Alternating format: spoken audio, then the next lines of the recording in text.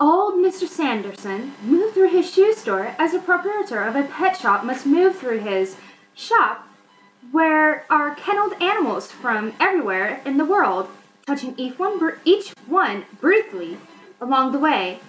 Mr. Sanderson brushed his hands over the shoes in the window, and some of them were like cats to him, and some were like dogs. He touched each pair with concern, adjusting laces, fixing tongues. Then he stood in the exact center of the carpet and looked around, nodding. There was a sound of growing thunder. One moment, the door to the Sanderson Shoe Emporium was empty. The next, Douglas Spaulding stood clumsily there, staring down at his leather shoes as if these heavy things could not be pulled up out of the cement. The thunder had stopped when his shoes stopped. Now, with painful slowness, daring to look only at the money in his cupped hands, Douglas moved out of the bright sunlight of Saturday afternoon.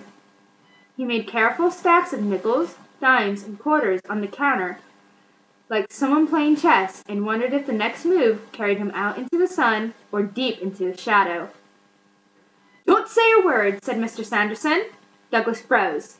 "First, I know just what you want to buy," said Mr. Sanderson. "Second, I see you every afternoon at my window. You think I don't see?" "You're wrong. Third, to give it its full name, you want the Royal Crown Cream Sponge Lightfoot tennis shoes, like methanol on your feet. Fourth, you want credit." "No!" cried Douglas, breathing hard as if he'd run all night in his dreams. "I got something better than credit to offer," he gasped. Before I tell, Mr. Sanderson, you got to do me one small favor. Can you remember when was the last time you yourself wore a pair of Lightfoot sneakers, sir?" Mr. Sanderson's face darkened. "Oh, 10, 20, say 30 years ago." "Why?" "Mr. Sanderson, don't you think you owe it to your customers, sir, to at least try the tennis shoes you sell, for just 1 minute, so you know how they feel? People forget if they don't keep testing things. United Cigar Store man smokes cigars, don't he? Candy Store man sampled his own stuff. I should think so." "You may have noticed," said the old man, "I'm wearing shoes. But not sneakers, sir. How are you going to sell sneakers unless you can rave about them, and how are you going to rave about them unless you know them?" Mr. Sanderson backed off a little distance from the boy's fear, one hand to his chin. "Well, Mr. Sanderson," said Douglas, "you sell me something and I'll sell you something just as valuable." "Is it absolutely necessary to the sale that I put on a pair of the sneakers, boy?" said the old man. "I sure wish you could, sir." The old man sighed. A minute later, seated, panting quietly, he laced the tennis shoes to his long, narrow feet. They looked detached and alien down there next to the dark cuffs of his brown suit, of his business suit. Mr. Sanderson stood up. "How do they feel?" asked the boy. "How do they feel?" he asked.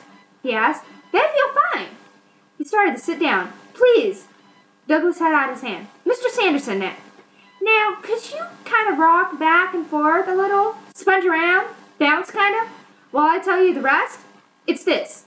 I give you my money, you give me the shoes. I owe you $1, but Mr. Sanderson, but as soon as I get those shoes on, you know what happens? What? Bang! I deliver your packages, I pick up packages, I bring you coffee, burn your trash, run to the post office, telegram office, library. You see 12 of me in and out, every minute. Feel those shoes, Mr. Sanderson? Feel how fast they take me? All those springs inside, feel all the running inside, feel how they kind of grab hold and can't let you alone, and don't like you just standing there? Feel how quick I'd be doing the things you'd rather not bother with? You say in the nice, cool store while I'm jumping all around town. But it's not me, really, it's the shoes. They're going like mad down alleys, cutting corners and back. There they go. Mr. Sanderson stood amazed with the rush of words. When the words got going, the flow carried him. He began to sink deep in the shoes, to flex his toes, limber his arches, test his ankles.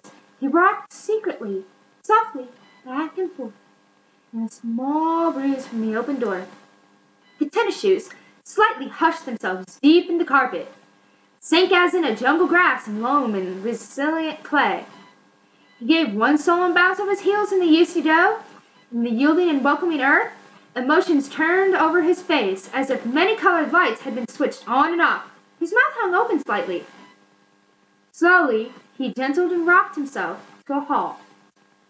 And the boy's voice faded, and they stood there looking at each other in a tremendous and natural silence.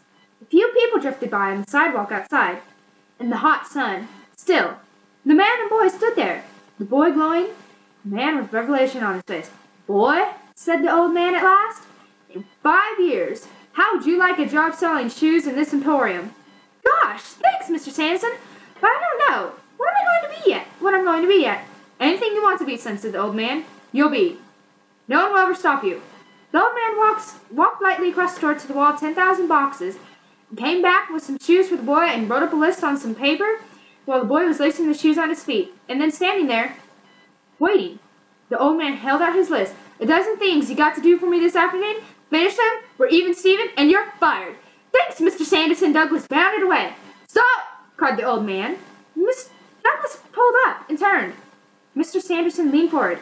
"How do they feel?" The boy looked down at his feet, deep in the rivers and the fields of wheat, and the wind that already was rushing him out of town. He looked up at the old man, his eyes burning, his mouth moving, but no words came out. "Antelope?" said the old man, looking from the boy's face to his shoes. "Gazelles?" The boy thought about it, hesitated, and nodded a quick nod. Almost immediately he vanished. He just spun about with a whisper and went off. The door stood empty. The sound of the tennis shoes faded in the jungle heat. Mr. Sanderson stood in the sun-blazed door listening. From a long time ago, when he dreamed as a boy, he remembered the sound. Beautiful creatures leaping in the sky, gone through brush, under trees, away, and only the soft echo of their running left behind. "Antelope," said Mr. Sanderson. "Gazelles." He bent to pick up the boy's abandoned winter shoes, heavy with forgotten rains and long melted snows. Moving out of the blazing sun, walking softly, lightly, slowly, he headed back towards civilization.